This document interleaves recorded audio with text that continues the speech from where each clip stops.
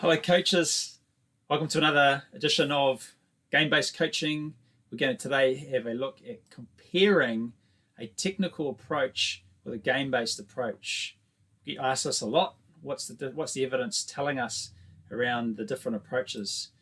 So I'm going to start with the comparison studies. So a game-based approach. So this study was done in a PE setting of hockey students, and 3 classes used the game-based approach, which was learning through context all the time. There was always defenders involved, lots of games, scoring systems, pressure, etc. Game-like as possible. The other 3 classes did more of a technical approach, which is more traditional, a series of skills and drills, like this player here, weaving in and out of cones, static passing to each other, and progress the practice like so. So all the skills you need for a hockey game. And the 7th class did softball. Now this study lasted 15 sessions and had 2 coaches or teachers working with both groups. So what they found over time, over 15 sessions, is they started to measure at the start and the end the performance outcomes. Found that the game-based groups improved their performance over time. So their in-game performance around decision-making, skill execution and game knowledge improved. And for example, the ability to receive passes and make accurate passes under pressure was far improved over that time.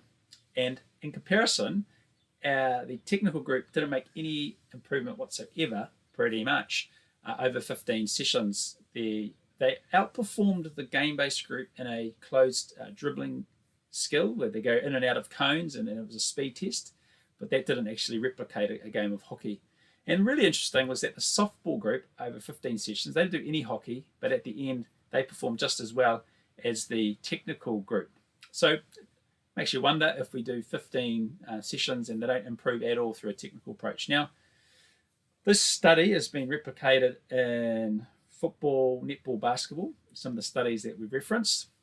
At this stage, we don't have any knowledge whether this has been replicated in a rugby space, but what we do know is that the studies that have done it have shown a marked improvement in game performance around these 3 things: decision making, game knowledge, etc. So what does this really mean?